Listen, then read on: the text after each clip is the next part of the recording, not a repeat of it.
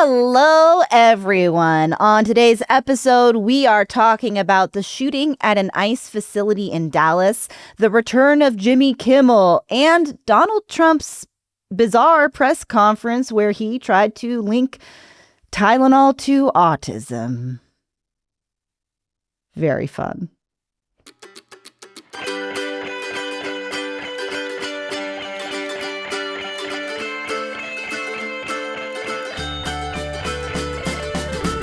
Hi, hello, welcome back to Even More News, the first and only news podcast. Yeah. My name's Katy Stoll. Wow. You're spooking me. It's not even October yet, is it? No, it's not. Hi, I'm Cody. You're Cody. Cody Johnston. All colors? Well, hello, I'm Cody Johnston. Hello. Is that it's like Elon Is that your vampire? Elon? I don't know what's going on. What's up? Jonathan's also here. Hi. There he is. Hi. Jonathan, spooking us. Oh, Yeah, like boy. you introduce me and then you still get a jump scare out of it when I'm here. Yeah, well, It's October season. after all. Almost. Almost. What? You know what it is? No, it's still September, folks. Not it is. quite. We haven't quite made it to October. We do have some holidays to celebrate today. Jonathan, what the fuck is this? Saturday, September 27th. Jonathan notes this one's for Katy. National Ghost Hunting Day. Ooh. I feel like you're trolling me. In what way? Yes, it's for me. I'm not a ghost hunter. I have a loose association with ghosts. Right. You have an association with ghosts in a way that Cody and I do not. Specifically the ghosts that live in the building where Mhm. we shoot Sure. our show. But generally ghosts. And generally ghost, yes. General ghosts. Ghost, yes. No, ghosts, yes.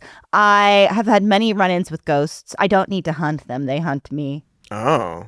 Well, then I guess you'd be the bait, right? For the hunters? I don't really like being used that way, but it is their one day. I'm sorry, it's their one day. There's a percentage out there of our viewers. Yeah. They're on Team Ghost. Oh, that's cool. This day's for you. Go out there and hunt them. I don't know what you're going to do with them. You're not going to hang them up on the wall like a trophy, but Someone will one of these days. I also have to note, sorry if you're trying when you're asked if you're trolling, the best thing you can do is go, "Why do you say that?" and then take a sip from your mug. What are you talking about? I don't understand the implication. ghosts are real. And so is the news. Unfortunately, the news is as real as the ghosts you will be hunting this weekend. Maybe as consequential. I don't know. Jonathan, what's been going on? We should start with this shooting on Wednesday at an ICE office and processing center in Dallas. So here's what we know as of Thursday morning. There's one detainee dead and 2 others injured. No law enforcement was harmed. The suspected shooter apparently fired indiscriminately at the ICE building and then shot at a van where the victims were all shot. This, FBI Director Kash Patel, because it's his job to just tweet out evidence of crimes. Like he shows up on the scene and just, he doesn't show up. He gets photos sent to him and then he tweets them out immediately. Before we get to what he tweeted, is this good behavior for him to be doing? This should not be, in my humble opinion, what the FBI director does. It probably won't matter here since the suspected shooter took his own life at the end of this, so there won't be a trial. But for the the suspected shooter of Charlie Kirk, there will be a trial, and Kash Patel probably should not have tweeted out all this evidence immediately. Right? You would think, I'm not a lawyer, you would think defense attorneys would think that helps us. I would posit that even though this shooter is dead, this is not the way an investigation should be conducted, regardless. No. Not when you're trying to, de-escalate tensions and, Which do he's a trying good job. to do. Right. He's clearly trying to do. It's hard not to just picture his face, his always shocked face up there, tweeting this shit out immediately, like, I don't know what to do. Send. It's embarrassing and weird. It's clearly coming from his need to be he's an attention guy. He's a podcaster first and foremost.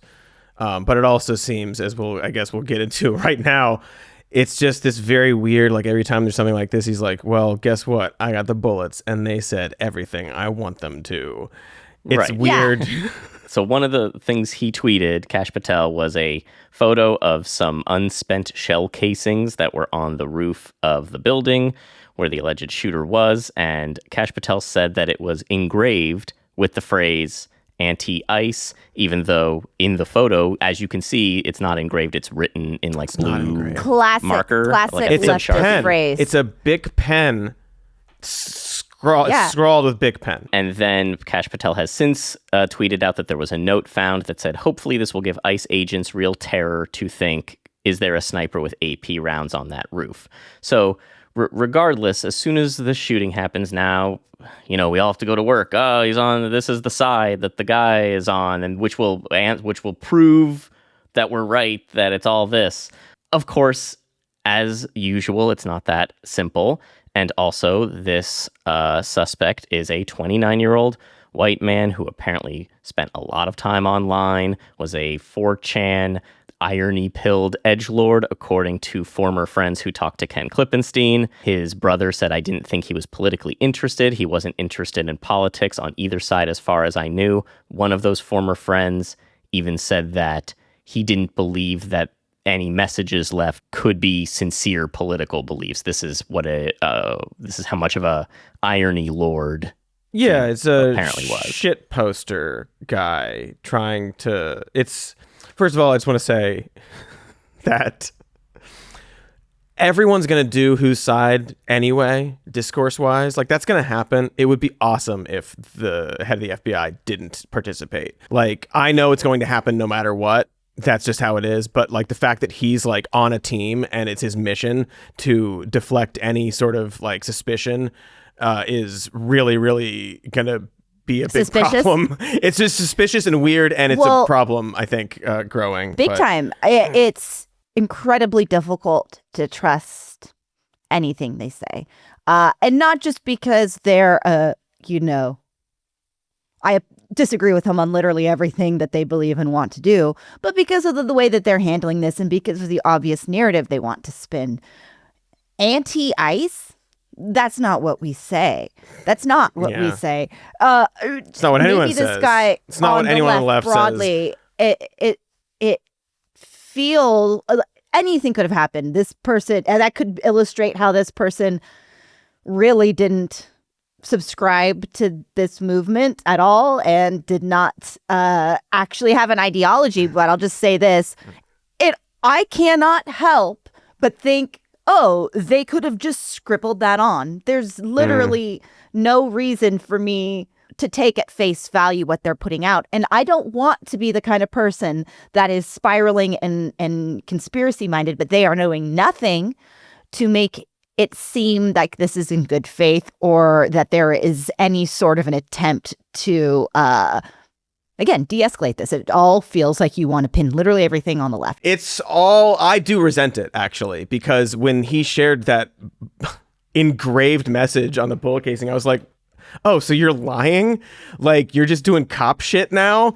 It's so, like, the fact that he said it was engraved is absurd. We all see the picture. It's not engraved. Why would you say it's engraved? And then double down on it being engraved. It's not engraved. It's a pen. And obviously no one says anti-ice. No one would do that. The only thought is like, okay, after hearing like, oh, he was this way, like spent all this time at 4chan, Irony Pill's like, oh, so he did that as a joke for what we're seeing now. Like, oh yeah, it'll be really funny when Kash Patel sees this thing that says anti-ice and they'll think it's this side doing this or whatever. So many of these shooters recently, and it sucks that I have to say many shooters recently, yeah. But there you go, it doesn't fit into those pegs. Most people, if you ever read these voter focus groups, are very fluid. Most people who are very invested in politics get invested in politics. and don't think, well, this is the only way to do things politically. So it's not surprising that someone would be not a leftist or not MAGA, but still be very angry about something the president is doing. That's what people do. The bad thing is that they go out and start shooting in order to carry that out. Now, for this specific suspect, I mean, it appears that it's just like outrage. He apparently would just like lost all of his friends over the last few years because he wouldn't give up this kind of persona or attitude. He apparently left rape jokes on every Facebook friends feed, and people were like, okay, I'm just gonna mute you or block you now because it's not funny. I haven't listened to it, but apparently there's an audio recording of him trying stand-up and bombing. I heard that, yeah. His former friends were like, it felt like the Joker movie. Like, it felt like this guy who's just angry that nobody thought his shtick was funny. Right, and that's not Republican or Democrat. It's like this. There's it's people a like completely that. different thing. Exactly. What's sad to me, without wasting any of my energy having empathy or sympathy for this person, but in general, for all of us, the conversation immediately becomes left, right, blah, blah, blah, defending everything when we need to be talking about what's happening online and has been for decades, for this brain rot.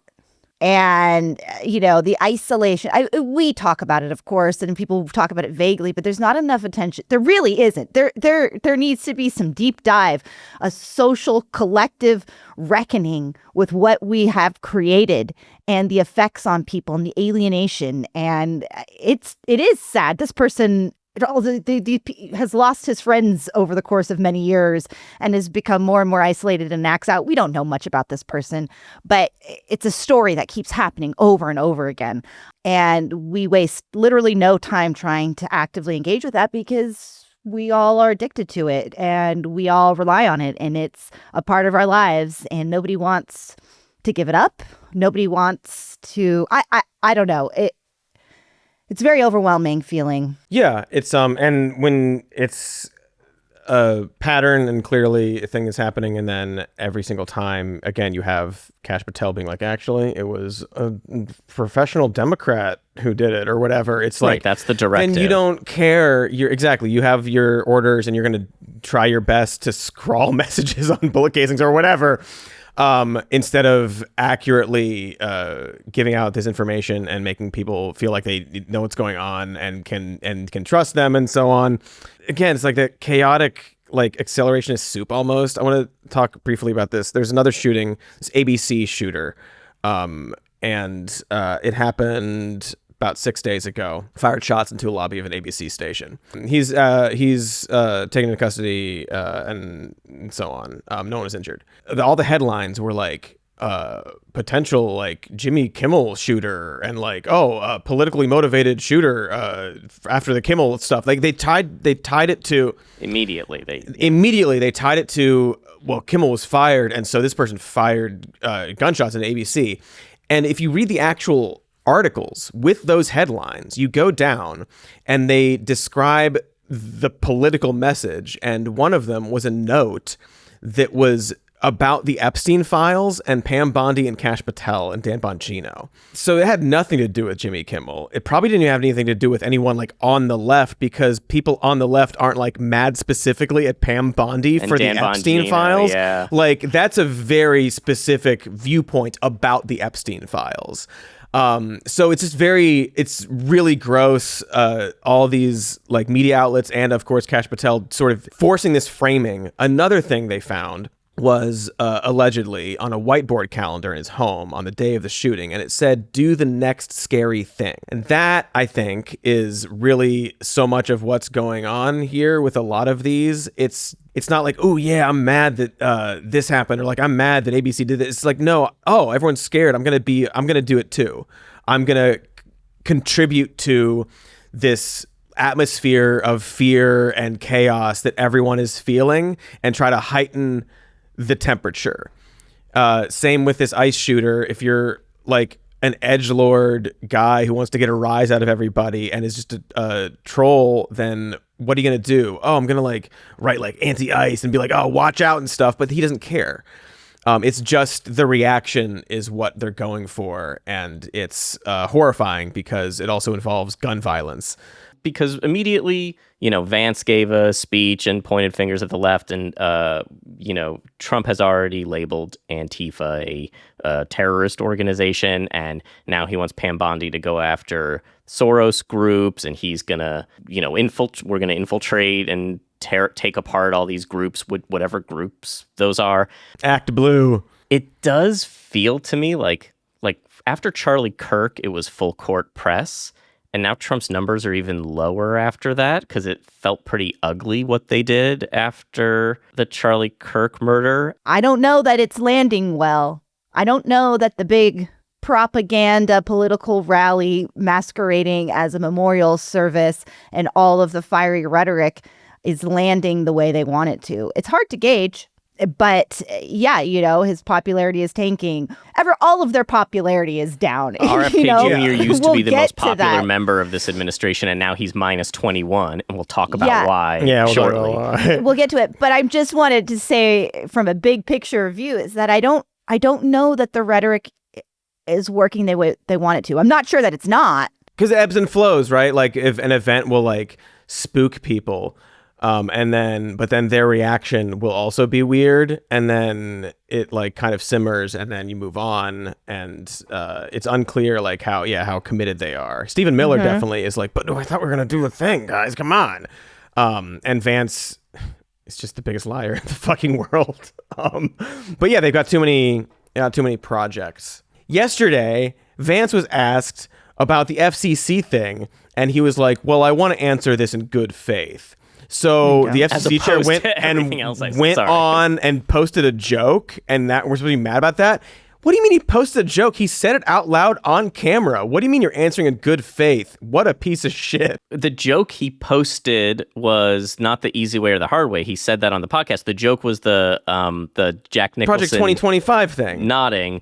Yeah, saying that it was confirming that that's what we were doing because he wrote Project 2025. So of course he's going to say, yeah, we're doing it. That's not what we're talking about. We're talking about him going on and saying out loud, we can do it the easy way, the hard way. Even if that's a joke, JD. The mob-like threat still happened. JD. Right? JD. The president was like, well, then I'll sue them if they're going to put him back on the air. It's just like all of it combined with right before saying that, being like, well, I want to answer this question in good faith. And then lies. I want to answer this question in good faith, but I'm not gonna. I just can't. I can't do it. Jimmy Kimmel is back. Jimmy Kimmel's back now. They put him back on the air. Or whatever. Our guy, I guess. Yeah. You know what? But like, people are like, oh, you're making me go to bat for Jimmy Kimmel. I hate that you're making me do this. But I didn't have anything against Jimmy Kimmel. I don't have a problem with Jimmy. So yeah, he's good. He's whatever. He's a type of entertainer. Yeah, he does. It is true that like late night shows are going away. Right? I was like a huge Conan fan growing up, but even by the end of Conan's TBS show, nobody was really watching anymore because it's not what people do. People were tuning in for the little skits I did on it. So yeah, I tuned ease up here a little bit, gentlemen. I mean, listen. Okay, shots fired. First night back for Kimmel drew 6.26 million viewers. Even though it wasn't airing in a quarter of the country because Nexstar and Sinclair are sticking to their guns. So it was his highest ratings in over a decade. And as of yesterday, when I looked it up, the YouTube video of his monologue had 16 million views. It's probably over 20 million.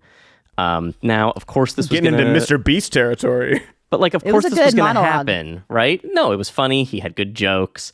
He didn't apologize, but he did say, obviously, I didn't want to disparage a group of people or Charlie Kirk, even though he didn't. He didn't do that. He didn't even mention whatever. Yeah, I think he did a good job with it. No, this is backfiring, I think, on the administration. People don't want their late night shows taken away, even if they're not huge fans, even if they're not like libs or whatever. Yeah, it's like, again, like despite what JD Vance says, yeah, they went out and they threatened him, and then they pulled him, and then they put him back on, and the president's like, well, I don't think he should be on there. I'm going to sue them as a test case for all this suing I'm gonna do.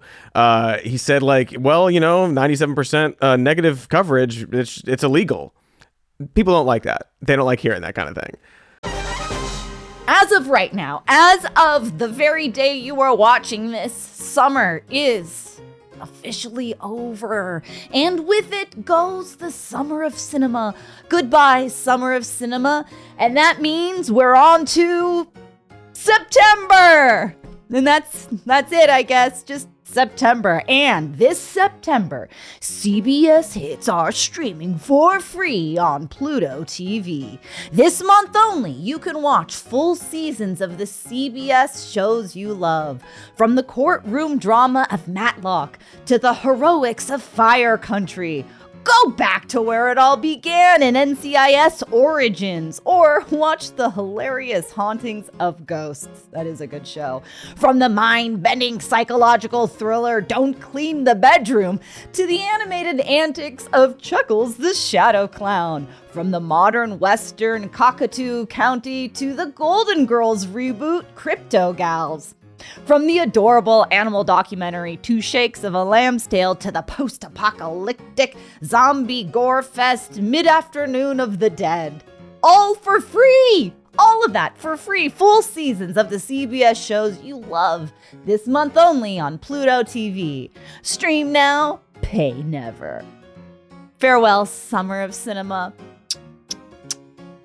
We will always love you. I think we should talk about alligator Alcatraz. Yeah. So there was a report in the Miami Herald over a week ago that hasn't really become like a mainstream story in the mainstream media. Media.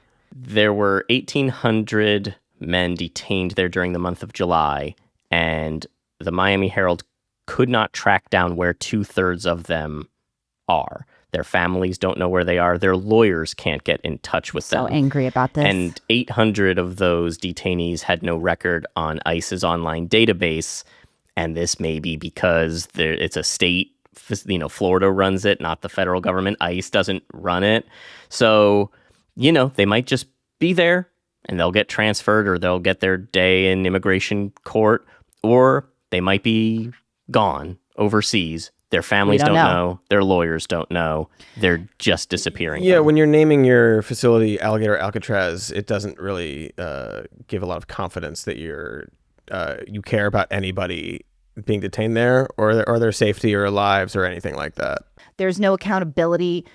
We don't know who they logged and who they didn't, and where they put them, and it is terrifying. It is terrifying that this many people are missing, disappeared, relocated, deported. What's happening to them? Are people getting the medications they need? Families in dismay, not being able to find their loved ones. This is fucking bananas. And there's no recourse. Yeah. And it can be really tough to elevate these cases, right? Kilmar Abrego Garcia was a huge case of an individual we were following, but these are people we don't know their names. Their families are just there's so desperate many of them every day. And I'm sure some of them are, getting their cases in front of judges who are saying, okay, we have to have a process here. The lawyers aren't going to stop. It's still like a local thing. It's not like Trump is going to, local municipalities in Florida and are saying ignore the law still. But the issue is that we just don't know. We just don't know what's happened to people. And I'm not suggesting that they've done the catastrophic thing, or that we always talk. I'm not saying that, but really troubling that they can just disappear people in the thousands. Mm-hmm. And nobody seems to know about it. And it's tough because only local newspapers are covering it, and credit to the Miami Herald for still doing that work. Yeah, no kidding. Because it's, couldn't be easy not to. Yeah. Let's talk about Tylenol. Nothing bad can happen. It can only good happen. But with Tylenol, don't take it. Don't take it. And if you can't live, if your fever is so bad, you have to take one, because there's no alternative to that. sadly, first question, what can you take instead? It's actually, there's not an alternative to that. And as you know, other of the medicines are absolutely proven bad. I mean, they've been proven bad with the aspirins and the Advils and others, right? And they've been proven bad. Sir, you are a hot mess.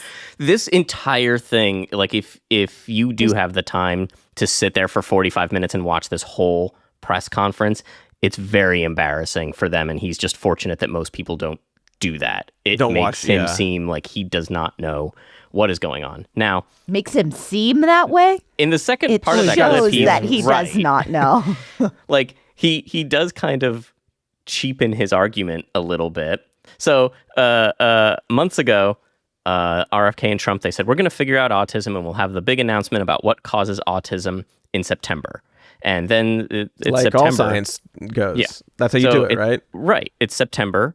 And RFK's like, okay, we're ready to go and say it's all the vaccines. And Trump's like, except mine, which is good. You can't say that. You can't say all vaccines. I like some of them, the polio, for example. So, and he's like, well, we did promise, and the plan was the vaccines. And he's like, what about this thing? So they announced that pregnant women should not take acetaminophen.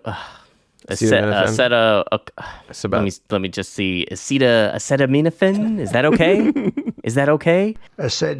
Well, let's see how we say that. Acetaminophen. Acetaminophen. Is that okay? No, you can't take acetaminophen, also known as Tylenol, or paracetamol in Europe, because it can increase the baby's risk of developing autism.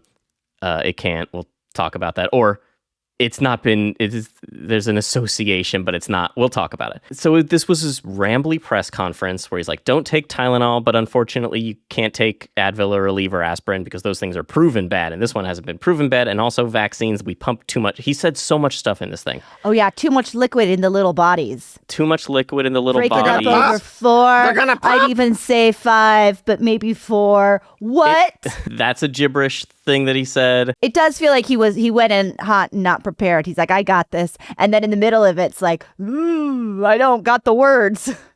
I know I sound probably rambly trying to describe briefly what happened in this thing, and it is hard to do that.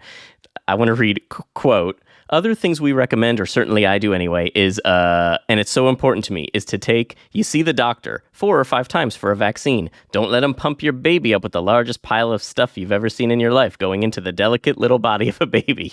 Even if it's 2 years, 3 years, 4 years, you just break it up into, I would say 5, but let's say 4. 4 visits to the doctor instead of 1. And certain things I think you should do, we have already taken out. Embarrassing. Hilarious. Terrifying that this man is president. I mean, no, he just says whatever. It's like wild. He was like, randomly, he was like, the MMR, I think, should be taken separately. This is based on what I feel, is what he said. Based like, on what I feel. How do you, like, why are you doing that? What are we doing here? Like, Yeah. what is this? It does not feel like his heart is in it. It feels like he made a deal with the devil, RFK, to get a percentage of voters on his side. He's sticking with I think him he's for always some reason. he's sticking with him. Well, until he takes a look at the popularity points taking, maybe. But he's like, I don't know. I've fed this rabid machine about autism, so I'm gonna have to say something. I promised a report. That's the energy I'm getting from this. He doesn't seem to believe what he's saying. And you know what? That's good. He shouldn't. Because it's interesting how literally no other country in the world is giving this advice, right? Like no one else is going out there banging this drum. Or doctors.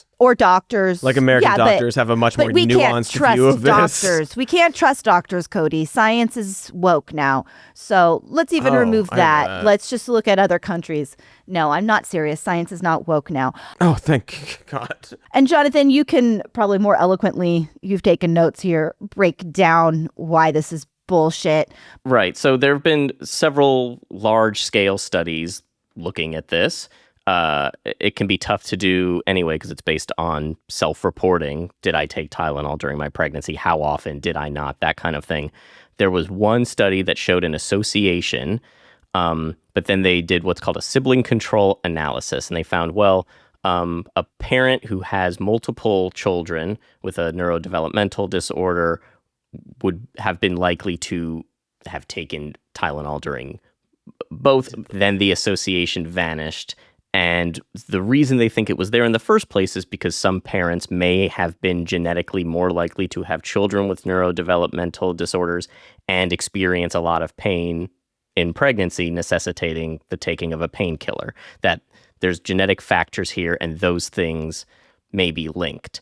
So it's a correlation causation thing, basically. Yeah, it's not super clear. There are a lot of like different explanations and possibilities, which is why you can't go out and be like definitively it's this. If you're sick a lot during pregnancy and you have to take a lot of Tylenol, maybe it's the sickness stuff like during that period that is caught. We don't know what the cause. Like anything, there is a risk assessment in our lives, and if you're a pregnant woman and you have a very high fever, that is extremely dangerous for you and for your baby. And so there is a risk assessment. And this fear-mongering around maybe this might cause autism in my child. Autism, by the way, which isn't a bad thing. There's a spectrum. And just the idea of just immediately vilifying everybody that is born, with brains that work differently from the standard, because we're all sane out here. Look at the internet. We're all healthy and normal. It's fine. But the autism, that's the problem with this fucking country. Anyway, it's madness, in my humble opinion. I would rather have my baby and be alive to take care of my baby than spend an ounce of energy worrying about how that baby's going to come out. Obviously do your best, but what are we talking about here? And again, once you remove the sibling factor, the association disappears. I also worry because there are plenty of studies to be done and information to be gathered about autism and how it works. But there's other factors you can point to just to jump on the Tylenol train. No, they needed an answer, and this is their thing. And then they also announced, and this hasn't gotten as much attention because of the incoherent nonsense, but they also want to promote this drug glucoverin, which is used to treat something else, as a quote-unquote treatment for autism. And they want to encourage doctors to prescribe it off-label to children who have autism. And it's essentially folinic acid. It's a modified version of vitamin B9. There have been small studies that have suggested that people with autism are more likely to have certain antibodies that interfere with folate, and that this could potentially alter that. This is also not proven. It is not something that all people might want. But, it's like there's all these little things, and the president cannot go out there and just say, oh, we're also looking into this, and this ends autism. It's an extremely irresponsible thing to say, despite, stories of parents and children who have done this and they'll like it, all that stuff, right? Like, there's a spectrum of things you can do depending on the situation you're in with your doctor, and Trump and RFK Jr. shouldn't be spouting off about it. So confidently and publicly and politically, it's not normal. It's weird. It's not like how to safely go about this stuff. They resurfaced like an old tweet from Tylenol from like 2017 that was like, we don't recommend taking Tylenol when you're pregnant. And then the White House was like, see, we were right. And Tylenol was like, no, we don't recommend any over-the-counter drugs like that to anybody without consulting your doctor. It's like the practice of these kind of like medications. And like they have to clarify like what they mean and like why certain, like why you can't recommend things without consulting your doctor or things like that. There's all these regulations with medication. It's very frustrating just to see like. I've never been pregnant, but a lot of my friends have or are currently pregnant, and it's already overwhelming. Every year, it seems like there's different advice. Do this, don't do that. It's stressful. Your hormones are going, you're creating life. Every day, you're doing your best to protect your unborn child and yourself while living your life. It's a lot. And to have to constantly be keeping track of everyone's different this year. Absolutely not. You cannot do that. Last year, that was the recommended advice. And it's hard for women to do what they think is best for their body as is. And just to add to this, and this whole social stigma as if it's the mother's fault, we don't talk about old dusty ass sperm, but that's apparently the older you get, men specifically, 60 years old thinking you can still go out there and procreate. Well, you're increasing the you guess you can. Well, right, but I mean, But that's it's never thing. men's fault. But that's not the conversation at all. It's and mothers. like women, it's mothers and women bad? have to do this, and also you have to endure the pain. There's nothing we can do. It's which like, he talked about at the Tough thing. it Like, up. you're going to be uncomfortable. You're going to be in pain. But that's, you're right. It just happens. It's very convenient for them that it means women have to be subjugated. Let's see Donald Trump handle the pain that just women endure every fucking month. We forget that. Men forget that. Sorry, boys. But women spend half of every month in some sort of disarray because of our bodies and have to just not talk about it. Sorry, I like my Advil and my Tylenol when I need it. Also, as all doctors will say, and many have in relation to this, every single person is different and reacts to different things differently. It really does come down to like, well, what about you and your doctor? Not Trump going out there and being like, don't take it, or do, I don't know, however I feel at the moment. That's not how medicine works. Maybe the experts are right, but I don't think so. Whatever. No, like it would have been great if he went out there and said, well, the increase in autism, there's been diagnostic changes, men are having children at older ages, which increases the risks, a lot of different things. There's nuance to this, people. Jonathan, you brought up something important. It's glossed over, I guess. The increase of autism diagnoses this should be common sense to everybody, but we've changed the guidelines for how to diagnose it and expanded as we've researched and understood it more over the years. That happened in the late 90s. That happened in the early 2000s. There is a reason why we have more cases diagnosed. And that one of the reasons is we've changed how we diagnose it. Yes, if you look at history, probably a lot of the people that we've revered and put on a cultural pedestal throughout time have probably had autism. But that aside, it's not to say that it's not worth looking into and trying to understand this more. There are probably environmental factors. There are probably things that we ingest. There are probably chemicals around in our paint or whatever. There are things that might be affecting us. Not everybody, because like Cody said, we're all individually different. But they don't want to do that. They don't want to look into all those things. They want to blame something and put it on women carrying a child. That's the simplest thing that they can try to regulate, as opposed to industries or, and I'm not even trying to vilify our food XYZ. I'm saying that there's a lot of stuff that we unknowingly ingest all the time, all around us, and it's probably affecting us on some level. Also, autism isn't bad. Some people struggle with some of it and raising kids, and it can be tough. But like, it's not this weird like death sentence sort of like idea. Yeah. Like they're kind of trying to push and like. So, I sympathize with people who do struggle with it, but like, it's not. That's also really important. I'm going to piggyback on that because, yeah, Cody's right. It's not there's different levels of autism, and it certainly can make your life harder. I have empathy for people navigating it. You've got a young child and you're figuring out how to give them the best life possible.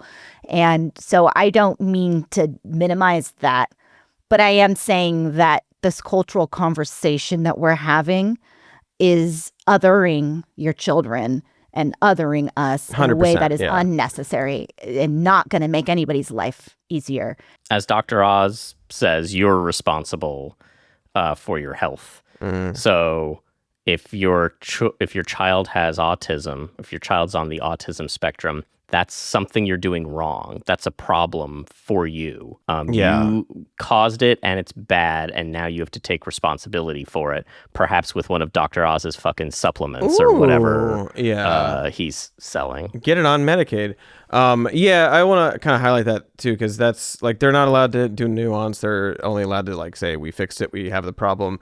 But it is this sort of like this movement of sort of conflating all these elements of health and with like your character.